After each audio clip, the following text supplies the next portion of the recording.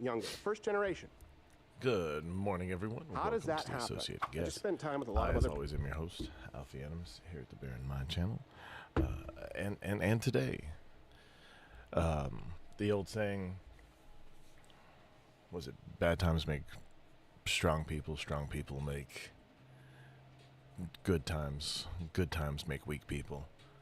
Kind of a lot of that going on, despite the technology and all we have in place, but we'll get into that in a second. PlayStation triples down on killing physical games, so I'm sure that'll work out just fine for them. And then this story,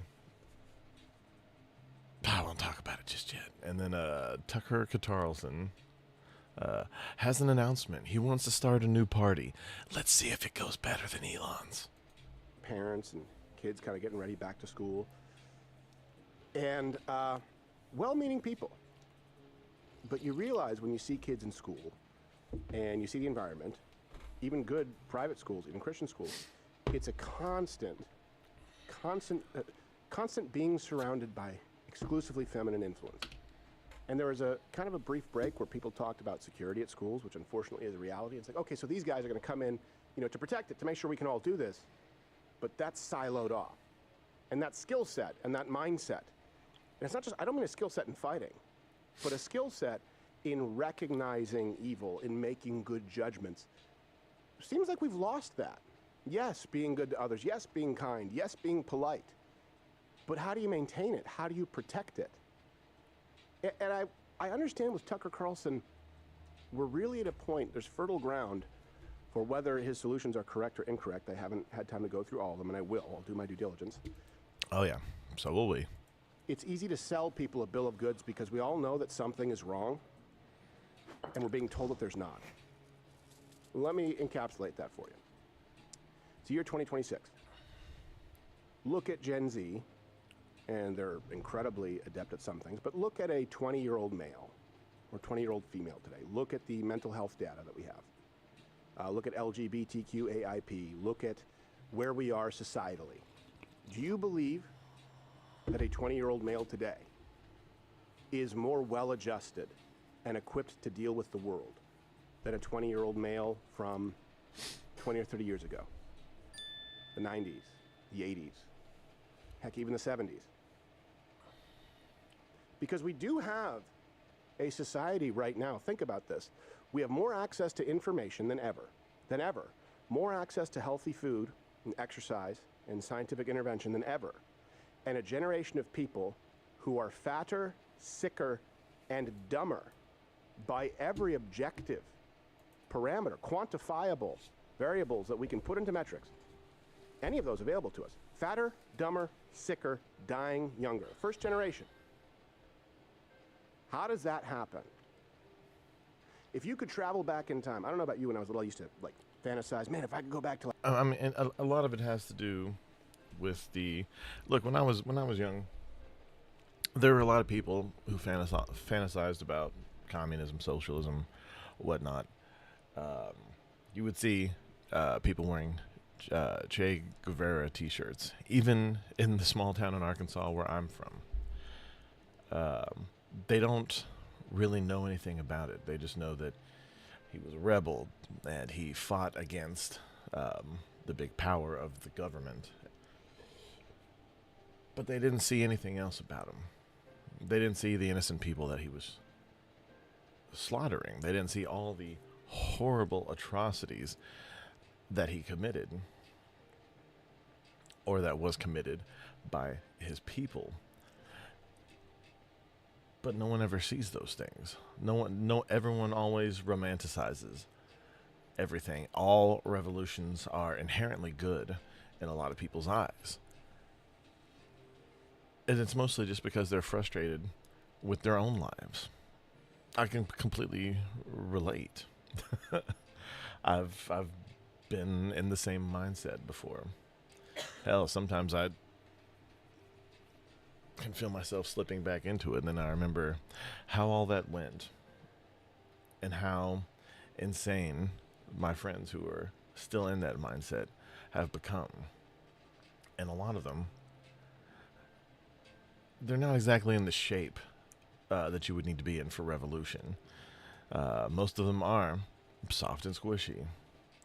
A lot of them were never really told no ever in their lives. Their parents let them have whatever they wanted. And now, they're not really doing anything. And it breaks my heart because we had a lot of fun. They had ambition. They had dreams. I mean, so did I. And I didn't exactly land mine, but I'm making do. And I still have almost all my teeth. Anyway.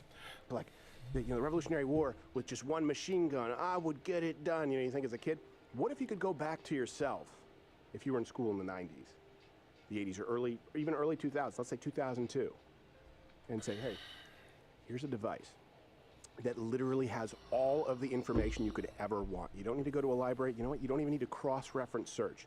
You ask it, and it can give you the answers. You could take a picture of your test, and it... But my teacher told me I had to learn the maths because I'd never have a calculator in my pocket. What is this sorcery you speak of, sir? Could give you all of the answers with a 100% pass rate. Or assignment. I'm not advocating cheating. Back then, a young you would go, oh my gosh, this is a superpower. Take your pick. Harvard Law. For some reason, people who've been raised with it, who should be most capable in using it, fatter, sicker, dumber, dying younger.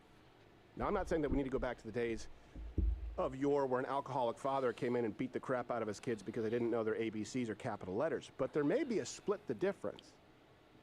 There may be a, hold on a second. We need to plan for and integrate as part of our curriculum, as part of rearing children, recognizing, making judgments of the evil of the world so that we can continue to correct our course. We need more Mr. Feeney's. We need more Uncle Irohs. We need those stern but fair authority figures that most people only really see in TV shows. Those lucky few, especially these days, who actually get to have those in real life. They usually end up, or, people pay people off so they can excel and have futures when they really don't deserve it. But one of those two people are usually the ones that make it. And then there are people who find drives within themselves, and I applaud those people. I would be one of those people if I had any kind of attention span whatsoever. That's really the big problem. But I do what I can with what I got. People say the right has gone far right and the left has gone far left. No, the left has gone radically left. Yeah. And the right in this country, including the Christian conservative right, have appeased and gone moderately left. We've had no course correction. So that opens the door. And that's 100% true. I mean, you have to admit, people who say that the right, conservatives, and Christians are more radical now than ever, especially people who have been saying that for years. Delusional. Like,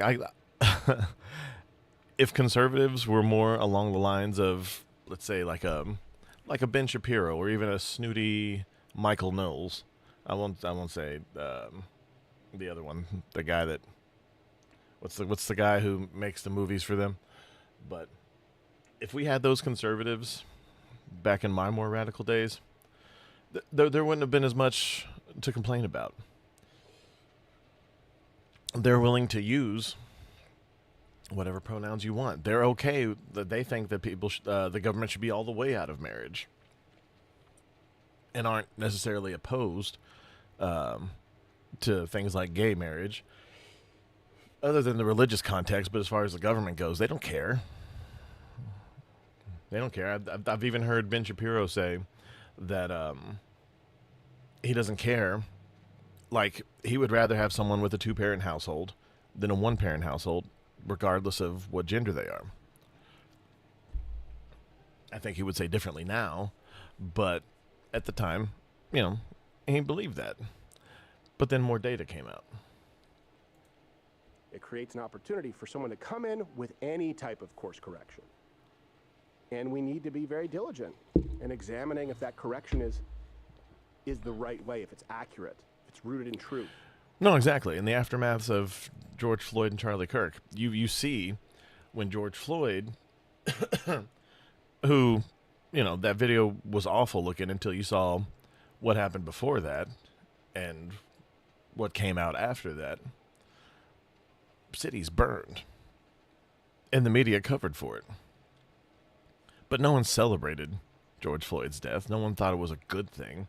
Most people were horrified. Not so much with Charlie Kirk.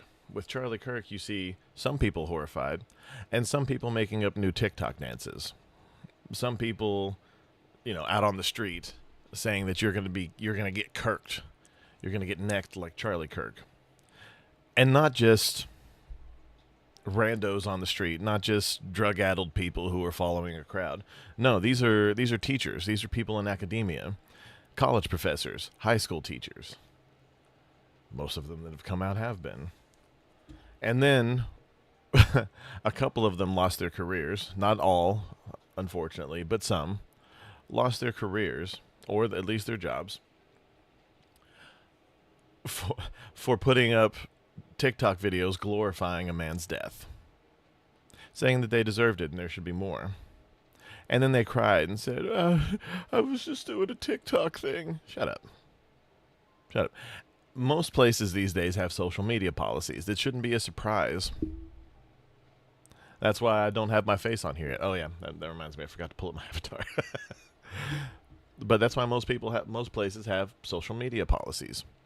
There are certain things that you can and can't do because you risk doing harm to the company. And if you're surprised by that, then you're not a serious person. You're not an adult. I'm sorry. Because we do need correction. It's ridiculous. And it mostly goes one way.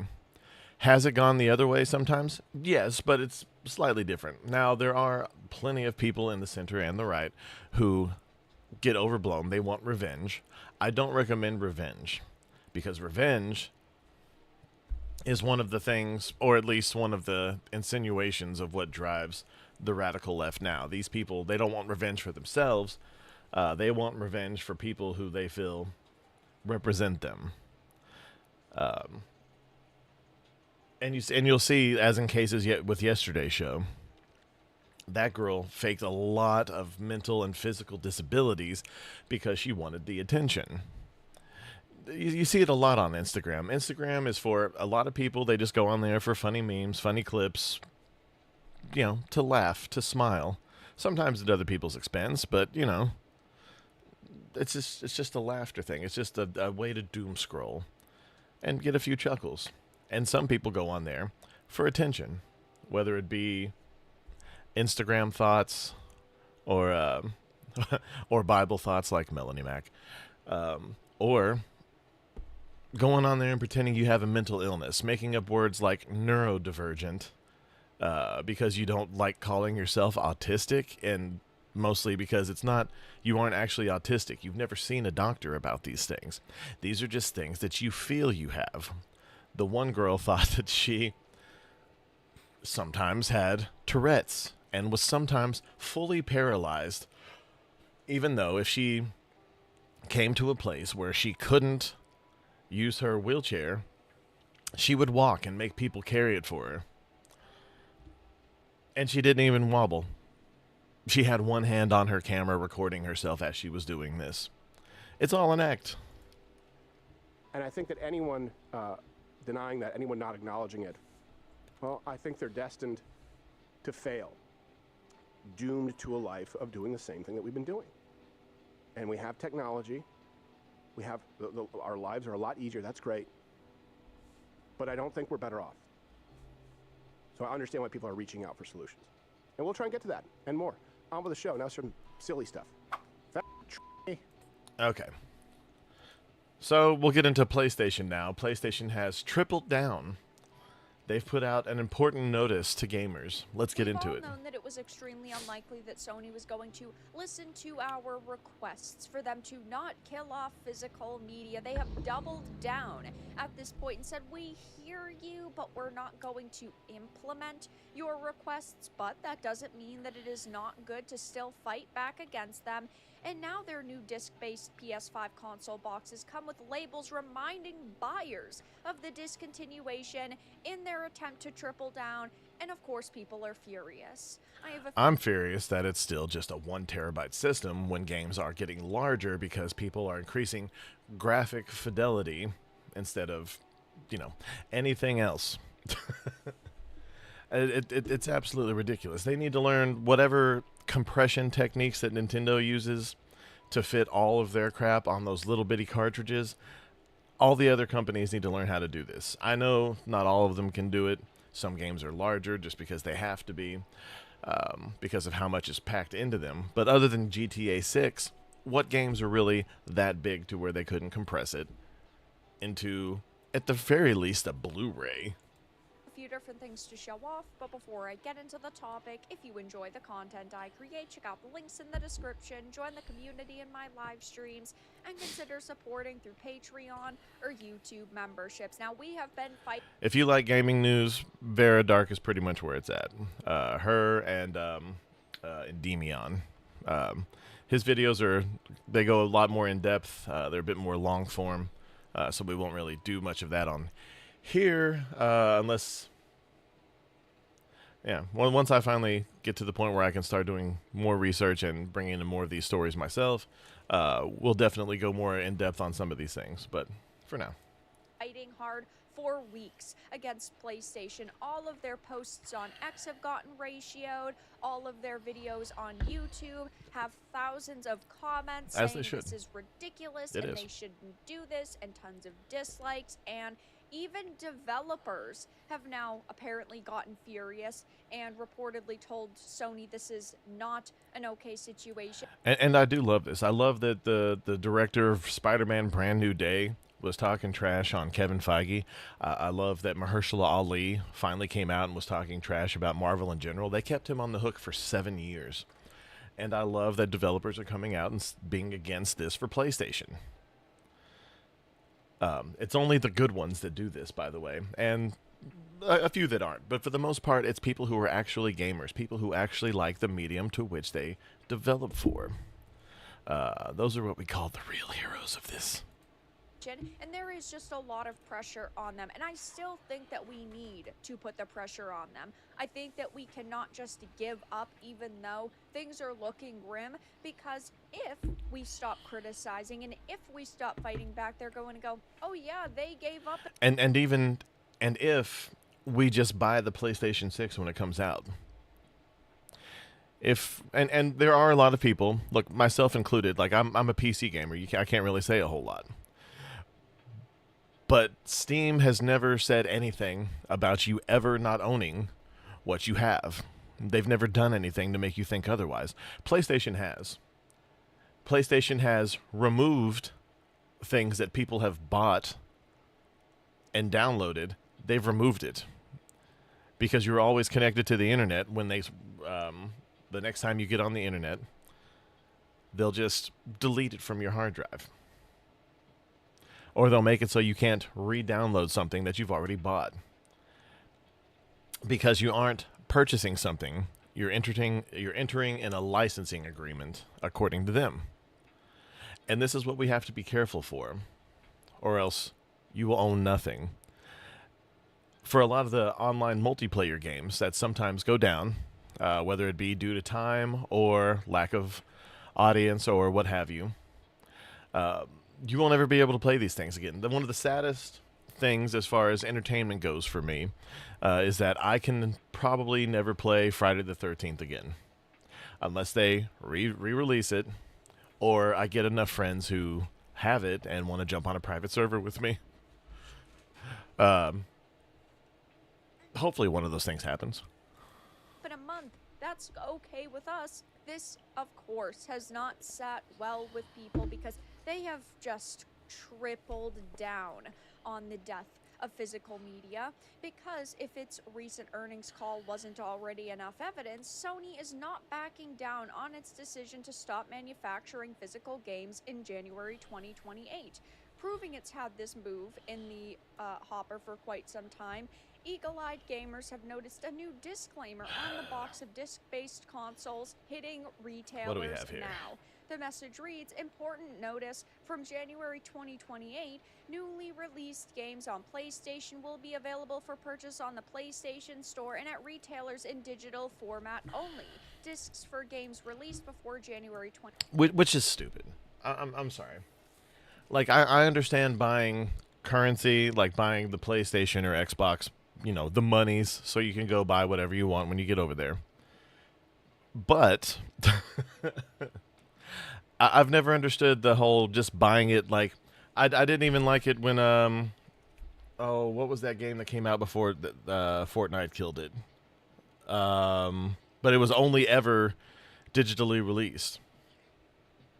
And shoot, what was that? The game that came out in digital format only. It was a shooting game online. Not sandbox. Battle Royale that came out before Fortnite. PUBG, yeah. PlayerUnknown's Battlegrounds. That was only ever on digital as far as I'm aware. And when I bought it, I was like, oh, I'm going to buy it physically because I work at GameStop. And then I bought it, didn't open it up. And it was just a stupid little thing. And I was like, well, that explains why it was light. I just thought since it was like an indie game, it didn't have a book or something in there. Stupid me. 2028 can continue to be played on this console, and obviously they haven't been communicating with gamers. And the worst part is you can't return it. You can't return it. You wouldn't want to return currency, but if you can't return the game if you bought it via the store, I'm pretty sure you might be able to get lucky on the PlayStation network or on Xbox Live, but not so much with the store. Only response we have gotten was the CFO saying, we are cautiously moving forward with this decision and we hear your feedback, but the TLDR is we don't really care. Yeah. Which is, I hear you. I don't care, but I hear you. Just know that you're heard. And being heard is so important these days. People need to listen. Going off on some tangents that basically comes around to, fuck you, you own nothing, you will eat the slop, you will eat the shittier games these days. Bye. Pew! That's basically it. is very unfortunate, but the reason we need to continue to fight back is, first of all, yes, Sony could still, in theory, walk back on this if they continue to feel the pressure. They should. And if they do believe that they are going to lose out on sales. But second of all, the more noise we make, the more likely we are. I never want to instigate. I don't like people going and harassing individual people. However, harassing corporations is what makes America fantastic.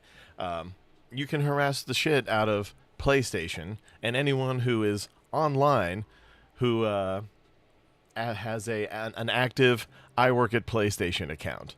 Say something to them. Not the developers, not anyone who makes the video games as far as the actual work making them. None of the storyboard people, none of these people. But CEOs, CFOs, the actual PlayStation account, all of these people, they're good to say hi to and tell them how much you appreciate what they do for you, the consumer. Bing! Anyway. Are to capture the attention of politicians, of lawmakers, and look, I always say, I want the government to interfere as a last-ditch effort. I don't like to ask them to interfere because ultimately when you give them an inch, they will take a mile. Out of your ass. Lead to more consumer protections for digital goods. The DRM needs to be changed. We need these companies to take a step back and to at least say, okay, if you are buying a copy of a game, you own it.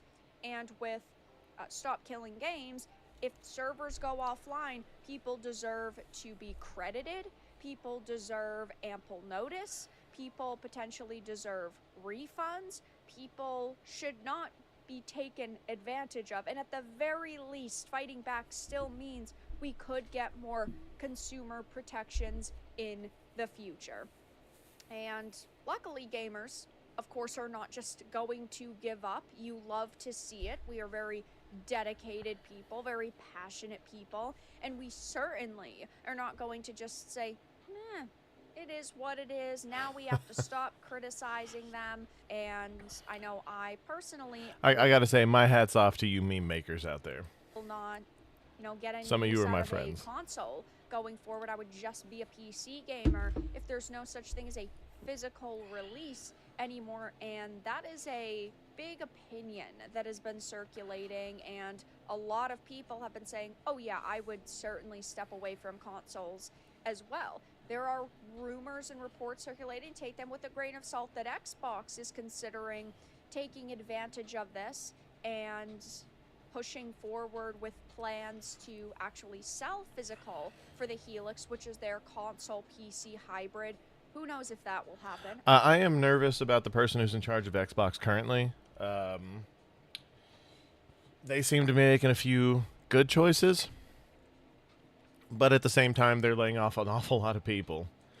Hopefully, it's people who have contributed to the downfall of that company over the last 2 console generations. Hopefully. Who knows? They may be able to turn it around, and I'm sure PlayStation is very upset by giving the American side of the company as much power as they have over the last 2 console cycles. I hope that it would, because even though Xbox is in a very bad position right now, and I don't really get a lot of use out of my Xbox because I do have a PS5 Pro and it is just more powerful and it runs games better, and if I want to play something on Xbox, I'm just going to play that game on PC because they always release on PC at the same time, or through the Xbox Game Pass app. I would certainly move towards Xbox and say at least they are trying to keep physical alive, even if it is only for an additional generation. And scrolling through the comment section, a lot of people are saying your favorite things deserve to be more than icons on a screen. Digital is fast, easy, and everywhere, and that's great, but there's a different kind of joy in holding the game you finished at 2 a.m., flipping through the comic that changed your brain, displaying the album you played on repeat, or lending a movie to someone you love. Keep it, collect it, cherish it, pass it on. Why physical games still matter. I hate it here. We need to protect physical media in general. 100%. Physical DVDs, physical games, physical CDs, or whatever. And as long as you can hand over your downloads to other people. But even that, that's got too many. But yeah, discs. Disc. It's the way to go. It's the last great way to share your games with friends. The only thing I don't like about discs is if your friends are retarded, they scratch the shit out of them because they don't care, because it's not theirs. Best way to boycott, sell your console or just throw it into the trash bin. Genuinely cannot wait to stop giving PlayStation my money in January 2028. Buy every game I missed physically used, and yeah, you could just stop purchasing now and stop. I mean, I did that a long time ago. The second that they started putting their stuff on Steam, even if it wasn't the same time as the original release, I just bought them that way if I bought them at all. Let's be honest. PlayStation's sequels to all of their fantastic first runs of a franchise have sucked, with the exception of maybe half of God of War Ragnarok, the follow-up to Ghost of Tsushima, Ghost of... Hey, good morning, Angie. The Ghost of... I can't even remember what Ghost it is. It sucked. It was awful. It made no sense. We all wanted to see what happened to Jen Sakai. Spider-Man Part 2. Miles Morales was okay. It was a good side story. It was a cheaper game, and it was where he got to really shine on his own, kind of, sure. And it had kind of a good message. It had, it showed that people who are activists, no matter what happens behind them, need to calm down a bit, or else they will become just as bad of monsters as those who they are fighting against. It was a good message. I don't know if they meant to tell that message, because let's be honest, a lot of people these days aren't that great of writers. And they constantly contradict themselves, but it had some good messaging in there, so I was here for it. Spider-Man 2, on the other hand. Supporting them now, because this is the path that they are seemingly going down. And the longer you don't monetarily support them, ultimately that's the less money that they are making. Is this a disc licensing issue, so a publisher can't release physical discs after 2028? Or if they do, the game just won't work on the PS5? And it's because they would have to actually, develop it for the PS5, and only Sony has the ability to print PS5 discs, and they are no longer going to be doing that anymore. Looks like they plan to start selling digital games in stores after not doing that for many years, though. And what they're going to be doing is they're going to be selling you a box with a code inside, like what is happening with Grand Theft Auto 6. And the problem Makes no sense. Like, I am happy that you can still buy a case or whatever. Like the case, the artwork, if there's even artwork on it, if they aren't just AI generating it all, which is fine. I do a lot of it myself, but then again, I'm not an artist. that people have with codes and boxes. First of all, of course, you are just buying a outer box, a hunk of plastic. Who really cares about that? But those codes inside boxes have expiration dates. Yeah. Sure, they might be a long amount of time, but ultimately it could just be 2 years or 3 years or 5 years. So in 5 years, that copy, quote unquote, of that game will not be Yeah, I gotta valid put myself anymore, there. and you would not be able to activate it, which is a massive problem. But heading on over to the PlayStation X account, all of their posts are still getting wrecked and ratioed. There are thousands of comments on some of them, community notes, the whole 9 yards. Here is a post that only went up an hour ago, 236 likes to 513 comments.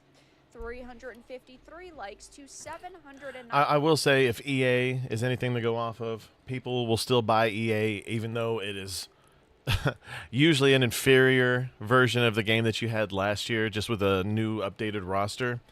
As far as the sports games goes, all sports games, especially the yearly releases, it's just more the same, just not as good. Looks a little cooler, but as far as anything else, it's a little bit of a slide back. 94 comments. This one actually didn't receive as much backlash, 1.5k likes to 700 comments, but the majority of the comments are, of course, negative on all of these. And the thing with the PlayStation X account is, again, clearly it's just like a social media manager who's skimming over the comments and just taking a peek at what the responses are to these games. But if you have an indie game, or you have a game that is from a developer / publisher that paid Sony to post about this, and then these posts get wrecked and ratioed, those developers and publishers will go to Sony and say, this is ridiculous. I need to check this Beast of Reincarnation out. I've heard a little bit about it, but not a whole lot. It kind of looks like the first Horizon Zero Dawn game with a little Ghost of Tsushima in there. If that's the case, sign me up. But I'm gonna have to look more into it. I might stream it if it's good. Ridiculous. This is unacceptable, and that's what happened a few weeks ago. And that pressure can also help if the pressure is coming directly from the studio and it is being communicated to Sony. And again, I completely understand why so many people feel so hopeless about this. I myself am very upset about this. I am very disturbed by this. I don't think that we should be in this situation, but we can only take it as it comes. We can only respond in the way that we feel is acceptable right now. We can only continue to counter what PlayStation is saying, their false narratives about things like... Hey, I know you spent an extra $100 on this disc-based system, but it's going to be useless in about 5 months. Thanks for the extra $100, because we don't really spend a whole lot of money because we developed the Blu-ray players ourselves because we invented them. The amount of physical games that are sold, they have said, oh, it's 83%, guys. But we know that there are first-party games of theirs, because of the Insomniac leak 3 years ago, that say, oh, 75% of the God of War Ragnarok sales were physical. You have the Spider-Man 2s that were almost 50-50. These are numbers that are important to use and to reference and keep in the back of your mind. So I will continue to keep an eye on PlayStation and see what else is announced, what else is... All right, let's move on to the next bit. When Muhammad started, he got it. The demon. Maybe he's schizophrenic. Speaking of love, Maybe. Islam doesn't got it. It's a religion of hate. It's a religion of power. It's a religion of subjugation. Very different. A lot of people think that Christianity and Islam have a lot in common. We don't. Very, very little. Next subject. Yeah. But here's a Muslim woman. See if you can spot. Oh wait, I didn't do the. What was the question of the day? We What? all sat down. Did someone say something? Let me ask you What this. is happening? Muslim shower. Communists, should it be death penalty or should it be just like jailed for life? Helicopter rides. Yeah, it's Chat Thursday, so we're going to take your chest. Helicopter. I got an answer. So Islam. Oh no, I have the cough drop, and it's the one with the Did it gel again. center. Why? It's Why? all over my teeth like I napalm. told you I have a whole it's like when you bag. it's like when you eat a Pop-Tart that's too hot. Did it to yourself at this point. Gerald's keeping the good Well, the ones. good news is I have Gerald here who can take the mic while I spit this out. Buy me some time. I can do it. We're going to talk about this. By the way, you were right. It is Gabriel. So just to give you that before you go into the rest of it. Is that enough time? Yeah. Did I do it? By the way, Halls.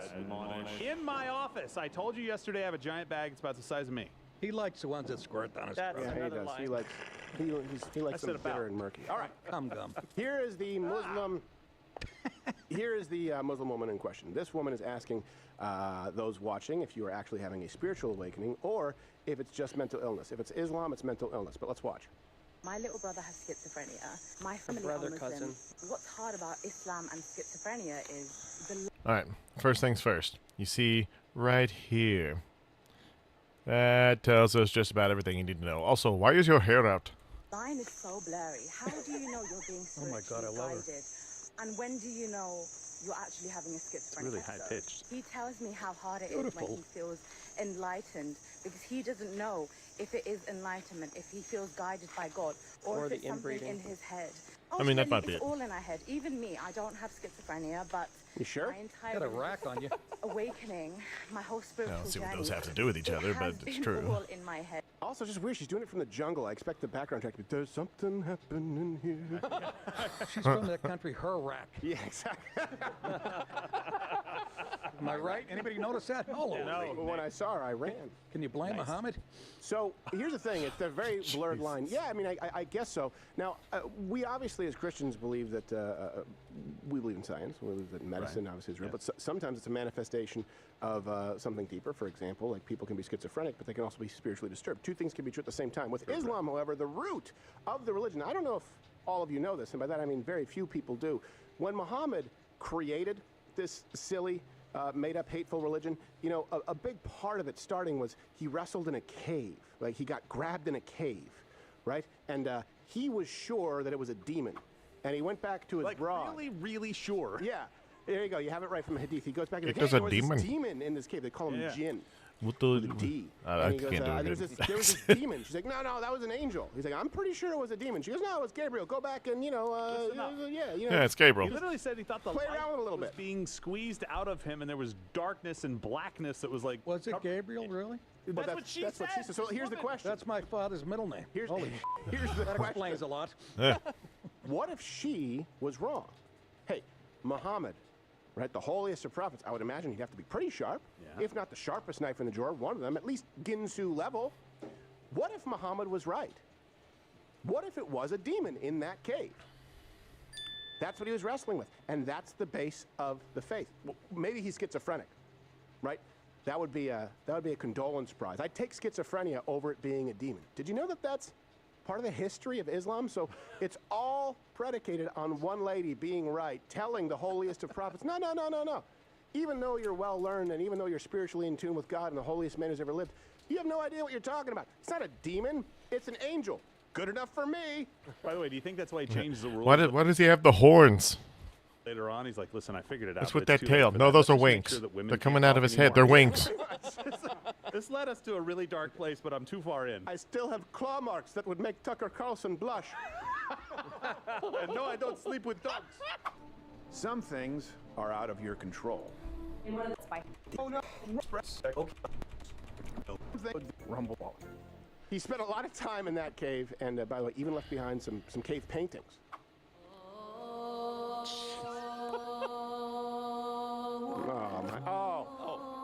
didn't see all the details.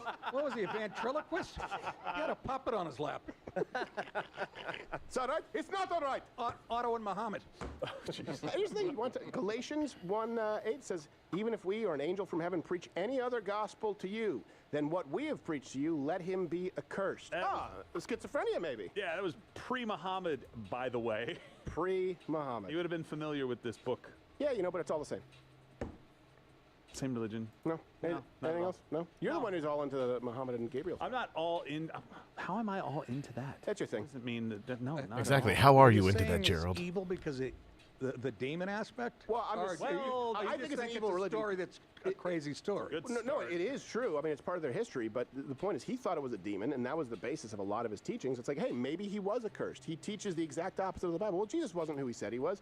And all this stuff a about prophet, yeah. actually loving your enemy. And no, actually, it's really just about free will, the idea of people willingly accepting God. No, they're going to accept him at the end of my sword. Oh, that sounds like advice from Gabriel. This guy was just rejected by everybody. He was rejected by the Jews. He was rejected by the tribesmen out there. He was rejected by anybody in Christianity. And so he went out and formed his own religion. This is not new. This has happened before many times. But we've had the foresight to go, that's not true. Especially when somebody says, well, if you have a question, look to the people of the book. And then later on says, no, I'm sorry. They lied about everything in the book. Was that me that said take the people of the book and see if they got answers for you? My bad. I'm Everything they said before me was a lie because a angel told me so. sorry. This woman. Have you seen my new and improved wife? She's 6. I have to make investments for 3 years. That's what we call compounding interest. But at 9, she's going to be a knockout. All right. Traded her in for a new model. Yeah, just like Muhammad. Invented leasing. Try before you buy. As Nick DiPaolo says, show me Everything the has to snatch go. facts. Everything has to go. Christianity?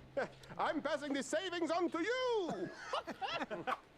I mean, I'm not gonna point out the fact that they sound more like the Count from Sesame Street than what they're going for. But anyway, let's move on to Tucker Carlson's new announcement, and we'll finish the show with this. Alrighty, so a couple days ago, Tucker Carlson sat down with a bunch of dimwits at his table in his fake cabin. This is always exciting. It's a real cabin, I suppose, but he certainly wasn't sitting there like splitting logs. It's a mansion in Maine. And he made it look like Gaston's pub or something. And he's sitting there with Thomas Massey and Thomas Massey's new spouse, and he is sitting there with Joe Kent and Joe Kent's new spouse, and he's got Marjorie Taylor Greene there with her spouse as well. And they're all sitting there together, and there's an implication that Tucker was about to launch a new third party. And so yesterday he put out a tweet suggesting there would be a major announcement at 6 p.m. Eastern. Would he launch a new third party? The answer, of course, was no. I never thought he was going to launch a new third party. It turns out, as per his usual arrangement, the idea was get people behind his paywall so he could sell them a bunch of overpriced crap, maybe some Indian-made nicotine, and a bunch of bullshit. That was it. Yes, we are going Because to he's make not, in people fact, launching all a of the third party. ciggies. He was just doing a Siggy, monologue, siggy. and he wanted you to watch by taking a picture with a bunch of idiots inside his main mansion with the Gaston chandelier with the antlers. So he laid out what his program would be if he were running for president, which he absolutely is not. And he started off before that. The really important part of this is how much blackpilling he is doing, right? So again, I've been saying for a long time, Tucker Carlson is a demoralization agent. His job in the American public discourse is to make you believe that the entire system is rigged and horrible, that a conspiratorial elite control everything about your life. And there is no solution for any of this other than to listen to him and buy album. That is the only solution. He basically said as much yesterday. That was a long issues pause that before really the matter. fade. The most obvious and historically significant expressions of the exertion of power, which would be foreign policy and the budget, tax code, the parties are aligned. They're the same. They have the same agenda, exactly the same agenda. And they go through this No, whole they do not. song and dance to convince us, no, we're really blood enemies. But are they really? No, they're not. And once again, just to restate the obvious, because you can't state the obvious enough, if Trump's opponents really opposed what he was doing, well, then we would have people in the streets, famously, and the party whose whole self-understanding is people taking to the streets and marching for this, that, or the other thing, especially peace, would be marching for peace and against this war, but they're not. And why aren't they? Because they're not against it. That's why. Have you been to any American city lately, Tucker. Like there's just because they're not being broadcast as much anymore, because people tend to get tired of these things if you constantly broadcast how many people are in the streets protesting these things. There are protests. They're everywhere. There was just one here in Dallas a couple of weeks ago, and that's just the last one that I heard about. I never even really get over there. But these things are happening all the time. Just because they're not funded like the No Kings rallies doesn't mean they're not happening. This is why one of the reasons, and pretty much anyone who actually takes Tucker Carlson, Candace Owens, Marjorie Taylor Greene, any of these people seriously, it's kind of confounding to me. It's like Sneeko fans. Like what the hell is even the appeal other than watching them, step on a bunch of rakes and conversationally? Like, what are we talking about? So, in Tucker Carlson's idiotic brain, he thinks that the Democrats are in favor of President Trump's foreign policy. And you're all just being bamboozled. So, you might say to yourself, well, Tucker, why don't you, you basically implied that you were going to launch a third party. Why don't you just do that, right? You've said both parties are saying the same thing. Why don't you just launch a third party? His answer is, because that's useless. You see, everything is useless. You see, it's all rigged. It's all conspiratorial and rigged by Alp. So, probably going to get a third party or multiple parties. Is that the best system? I don't know. It's better than the one we have. Will that be enough, is the question. And the answer, the hard answer, is no. Because when you hear people say, well, there's no political solution to this, well, of course, you're rooting for a political solution because the alternative is something, kinetic, as they say. And you don't want that. You don't want violence of any kind. But you also know that there are no political solutions to anything, really, in any system. There are no solutions. Like the blackpilling. The only alternative is violence, but you also know there are no solutions. We don't want violence. We don't want violence. Violence would be terrible. There are no solutions other than violence. We want to launch a third party. Third parties aren't going to do any good. Perhaps the only true thing that we can really say is, what is government? What is life? What is nicotine? What are we talking about? To spell out in another one of his endless monologues his 10 goals for America, which he apparently cribbed from his third grade paper on why he likes pie. And also the best kind of pie is peach. And also otters are awesome and cool. In other words, his 10-point program was a deliberately simplistic... have you seen them sleeping on their backs, floating down a river, holding hands? It's the sweetest thing ever. Sophisticated, semantically overloaded bunch of bullshit. It turns out, wait for it, he wants America... You're not going to believe this. He wants America to be more fairer and also more prettier and less fatter, but also more smarter and gooder. Just generally, gooder. So many things. Bad I know he's speaking wrong on purpose, but it hurts me so. Things should stop being bad, but also good things should be even gooder than they are. Every building in Mississippi should look like Versailles, but also all the products should be cheap. You should be a farmer, but he shouldn't be. He should live in a cabin in Maine, and he should talk into a microphone. And we should burn down the banks because of usury, but also here's a mortgage ad. Also, everything should be more affordable while raising the price of all inputs. Also, you should be wise, but the best way to be wise is to listen to this Nazi LARPer that he had on his podcast yesterday. Also, by the way, in case you missed it, he's selling T-shirts on his website that say the neocons are gay. And also, by the way, please buy, again, that Indian manufactured nicotine to save American manufacturing jobs. Okay, enough of the prelude to Tucker's magnificent program, which could aptly be titled National Socialism. Don't be stupid, be a smarty.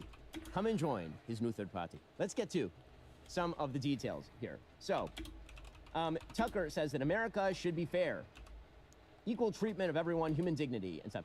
And he says that Epstein pisses people off because he got a pass. Yes, that's true. That's sure, cool, equal justice before law, an Anglo-American tradition for literally centuries.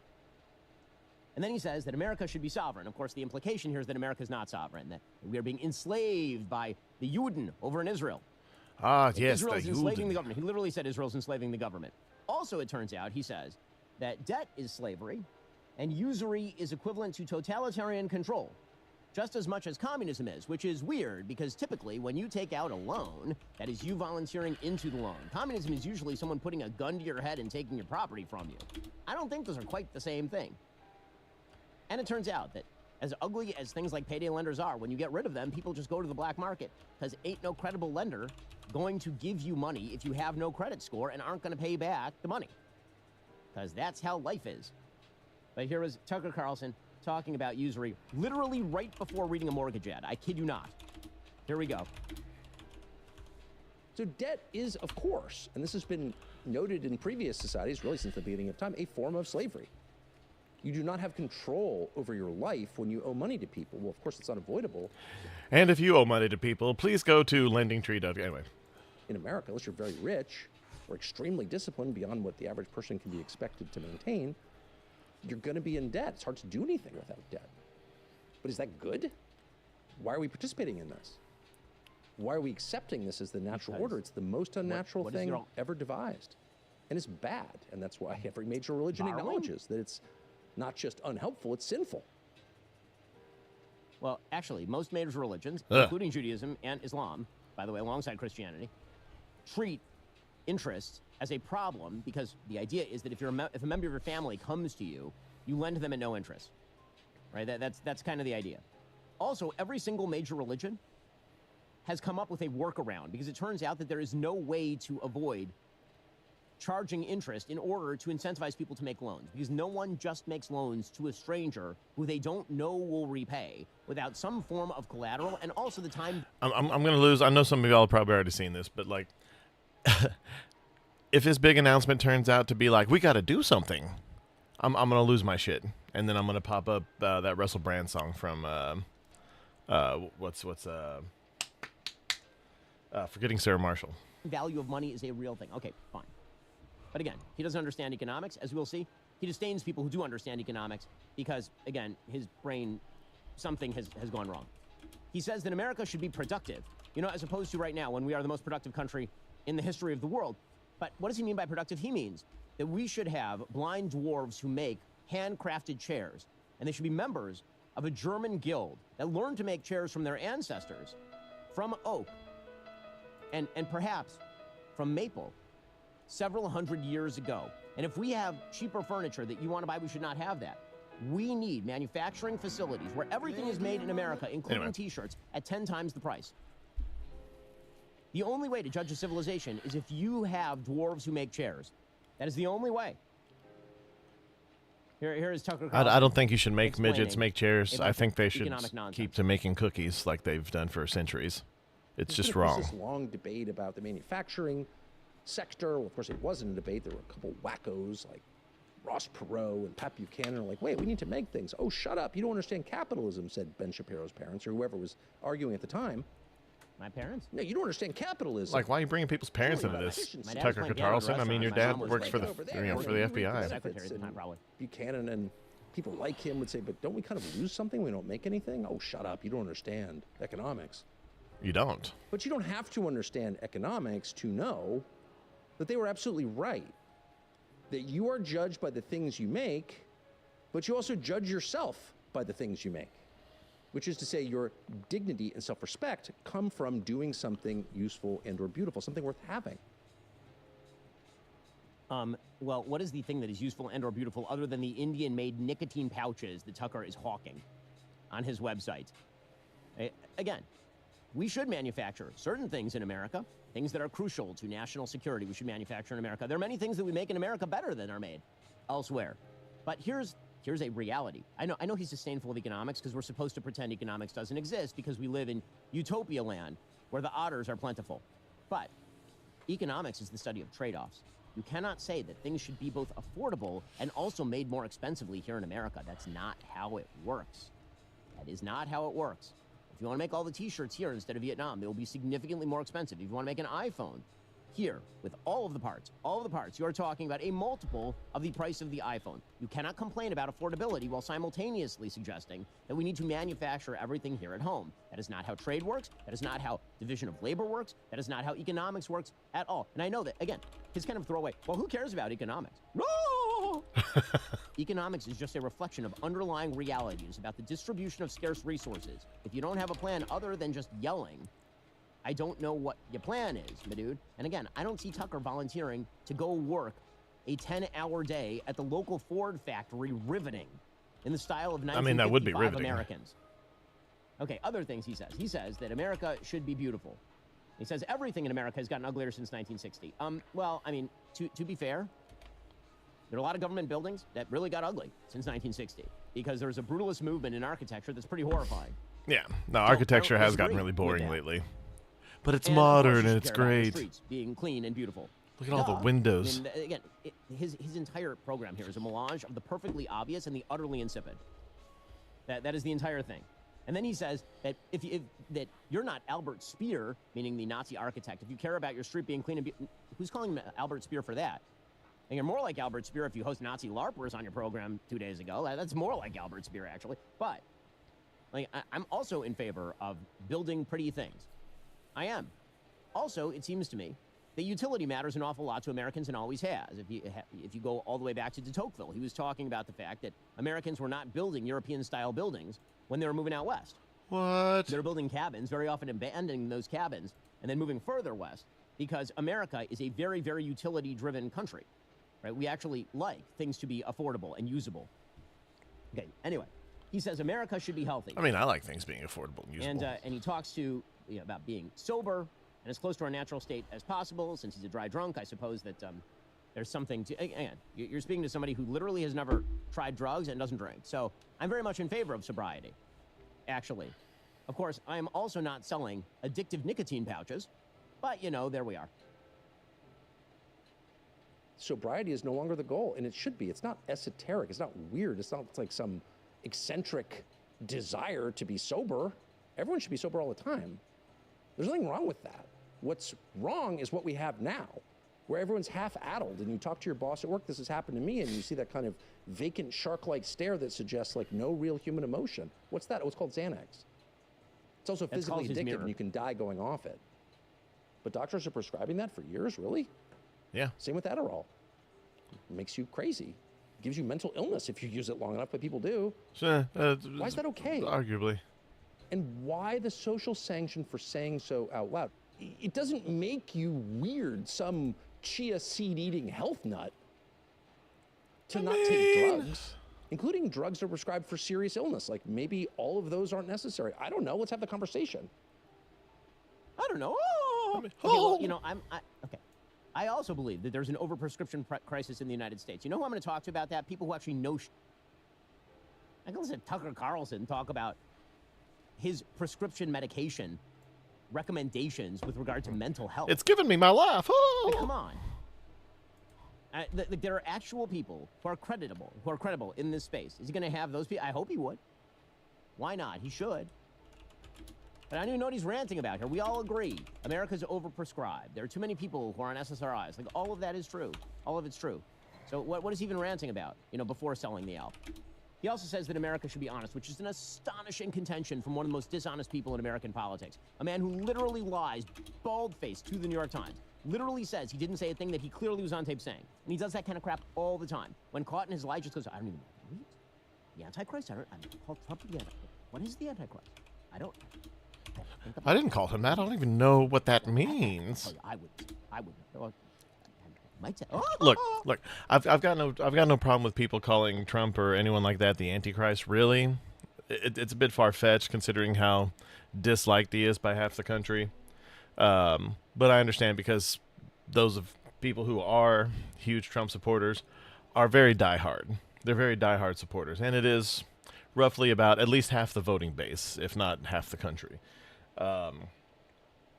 That being said, if you're going to say something like that, at least stick to it, especially in a world where you like this person's known for all the crazy shit that he says on his show. I don't understand how his followers, like, are they cool with the gaslighting that he says that he didn't say the things that he clearly said on his show? I don't understand it. But if you're going to say something, at least stick by it. Have some balls. Catarlson. So here he was talking about how America needs to be more honest. And the way that you can be more honest is by spreading conspiracy theories about how probably the Jews did 9/11 or something. So something will happen, history-changing event like 9/11. And parts of it will seem self-evidently obvious, like what happened, planes flew into buildings. But some of it, like Building 7, which collapsed for still no explicable reason, are totally confusing. 25 years later, like what was that? And so people ask those questions because why wouldn't they? Anyone who's awake looks at that and says, that's weird. And then that person is screamed at as a conspiracy. I'm okay with people questioning things. And it is odd the way that the buildings collapsed. Sure. For the most part. And it's okay to question that. Let's see where he's going with this. Conspiracy theorist, a wacko, you're an anti-Semite. You must be a Nazi if you have questions about Building 7. Okay. Well, there's a very fast way to settle that debate, and it's by declassifying the documents that might shed light, factual light, on what actually happened. Well, what documents does he think exists that shed, quote-unquote, the actual light? Like, what is he speculating? Anyway. He then says America should be optimistic, which is hilarious from the biggest doom pillar in American politics. That is true. From the guy who says that there's no solve. He led this off with there's no solve for anything politically in the United States. Third parties won't help. And if this were a real country, people would be violent in the streets. Also, optimism. It's hard to think of someone more pessimistic about the state of America than Tucker Carlson right now. And then he said Hassan Piker. America should be wise. Cenk Uygur. Now again, when I think Anna about Kasparian. lasting Basically wisdom, the Young Turks. I don't think I'm going to go to the dude who is talking with Russian propagandists this week and who somehow thinks that Russia is a model of governance. But here we go. Oh my goodness, look at the shopping cart. It sticks right into the escalator. Weird. One of the first things you'd want to do is teach your children something of use in order to participate meaningfully in the future, in order to help them. And what would you want to do to your kids? Educate them? Obviously not. You'd want to make them wise. So wisdom is the goal. Wise. Living in a wise country is the goal. Instead of trying to figure out how to code, it might be worth teaching your children about the things that don't change, like human nature. Human nature is unchanging. The behavior Michael Jackson wrote a song people about it. in, Oh! say, the Book of Chronicles, written 3,000 years ago, is totally recognizable to us. Hammurabi's Code, the first written law, addresses the way people behave on the basis of the way people still behave now, thousands of years later. It's all just platitudes. It's platitudes. Yeah, that was one of the most nothing statements. And then he says America should be decent. By decent, he means that we need to actually just apologize for anything that we do abroad, and probably we should never have a military again. So there's that. He also says that rewarding investment bankers more than wage workers is indecent. Who's doing the rewarding, my dude? Okay, when you invest, you are taking a risk. Risk has upside and also downside. Wage workers receive a wage. From whom do they receive that wage? Not from Tucker Carlson, generally speaking. But there's me with my knowing economics again. I know it's annoying. It's annoying to know things. It's annoying. And then he says America needs to be united. Tucker Carlson says America needs to be united. Perhaps the most divisive political figure in America says we need to make America more united. Now, again, I agree with some of his prescriptions about, say, mass migration. He's against it. So am I. And he says that English should be the official language of the United States. His eyebrows just look heavier and heavier every time I see him. But this idea that Tucker Carlson is some sort of great unifier is bizarro world. So, okay, here's the thing. All of this is superfluous because we have had for many, many decades, in fact, centuries, a vision for what America ought to be, particularly a vision for government, which is the business that we are all in, right? It's talking about public policy. It comes from our founding fathers. It is embedded in these two documents that we all used to know. One was called the Declaration of Independence, and the other was the Constitution. I know, we don't talk about those things anymore because we're post-liberals now. We've decided these are bad, but it turns out they're actually pretty f***ing great. I'll talk about this tonight at Mount Vernon, the estate of George Washington. But here is a basic framework. You are made in the image of God. We know this from the Bible, and also because it's just true. You are a creative, choosing being with duties in the world. You, as a human being, are capable of great good and also great sin. This means that a successful nation must be built on three foundations. One, social virtue, because parchment barriers mean nothing to an immoral people. This is something that Washington said. It's something that Adams said. We need to teach virtue, right? Goodness. Meaning in life is not derived from your government. It is derived from family, church, community, God, exercise of your creativity in the form of duty, patriotism. That means we have to inculcate truth in our children, not conspiratorial, black-pilling crap. not lies about how terrible our kids have it, worse than any other kids, and how nothing can solve their problems, and they have no responsibility. Actual truth, which is most of your problems are solvable in your own hands. Second, freedom, because a government large enough to impose its will on every aspect of your life is a government large enough to destroy all of your freedoms and liberties and, yes, your virtues. We have, because we are made in the image of God, private property rights. We have speech rights, and we have religious freedom rights, and we have gun rights. The federal government does not have the capability or the right to overrule you here. Your choices matter. And if properly exercised, they make the world better, because you know better for your family than those people do.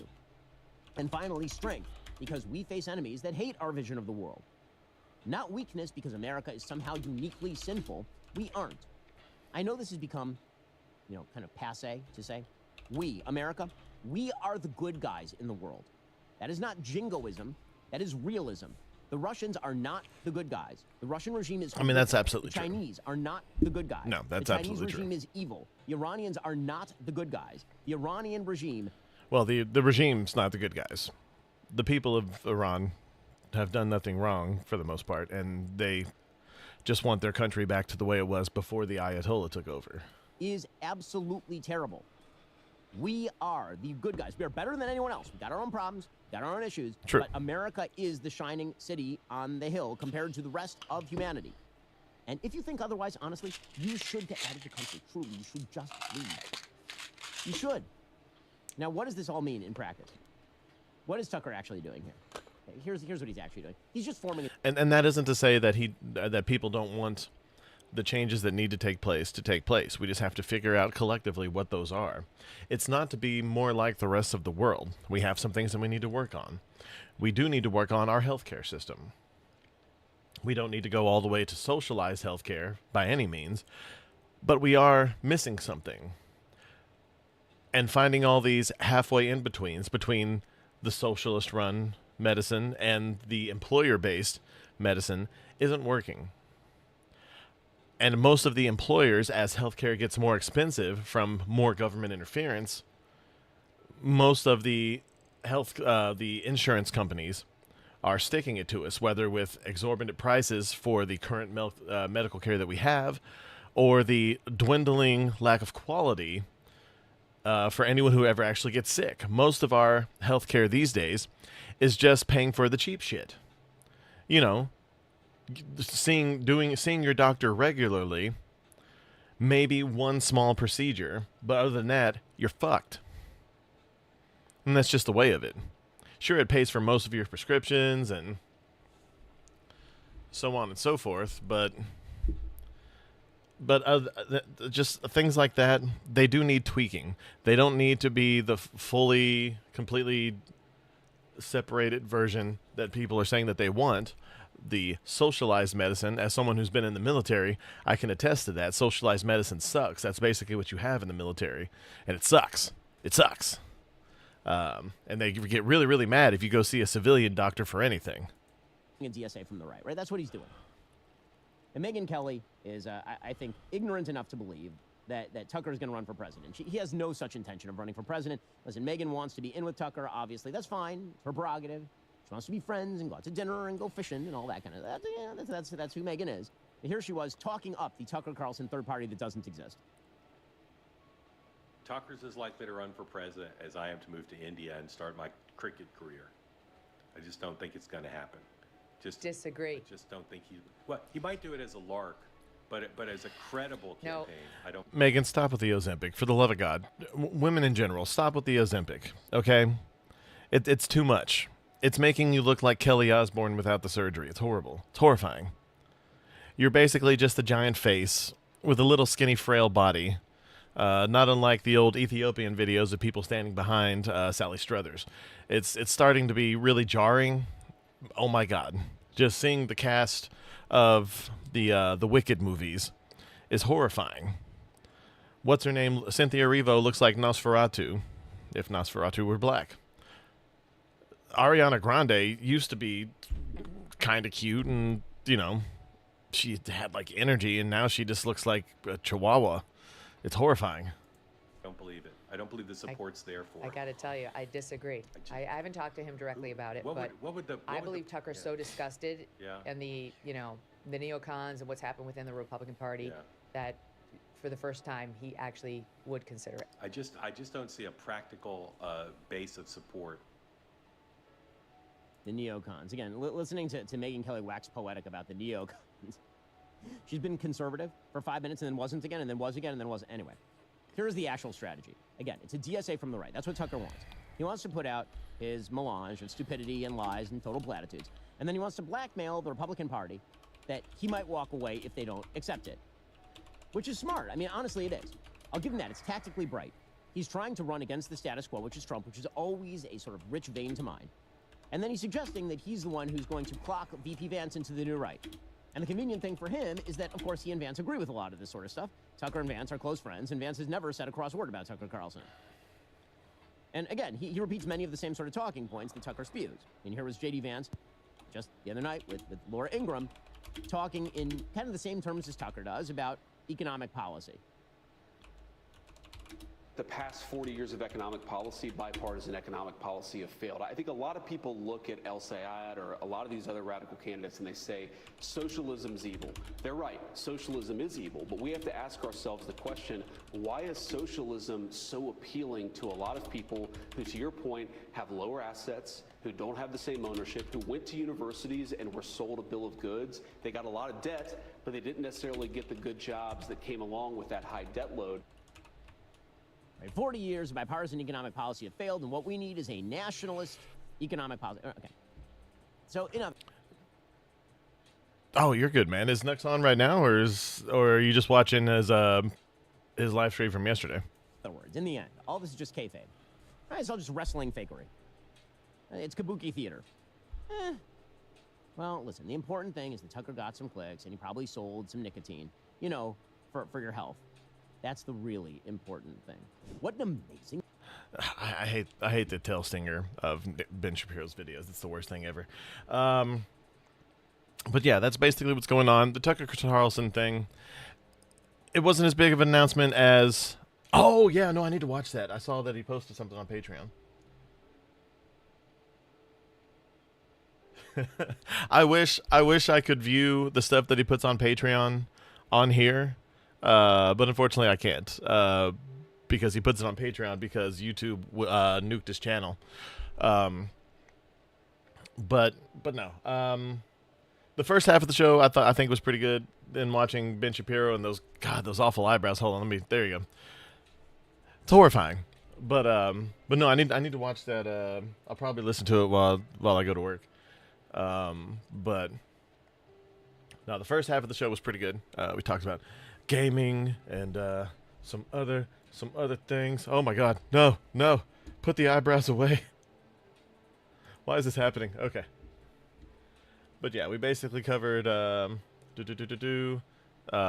this generation's gotten all soft and squishy, both in the body and the mind.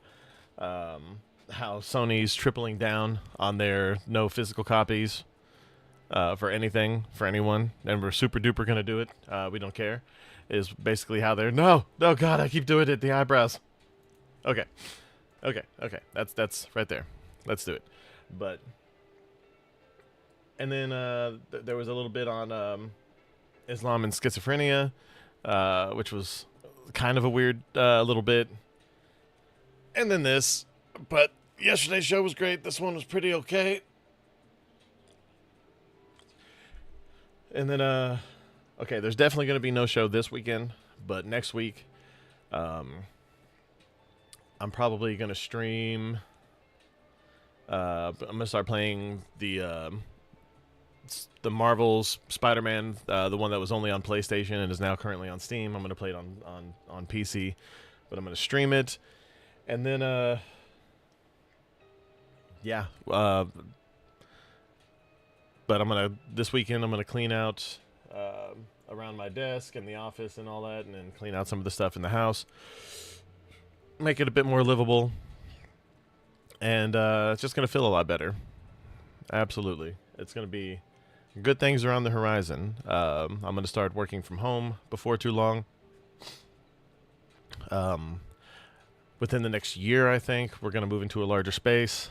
And I'll hopefully have just a complete separated office, which will be like a workplace. I don't know. For some reason, when I have all this in the corner of my bedroom, I don't know.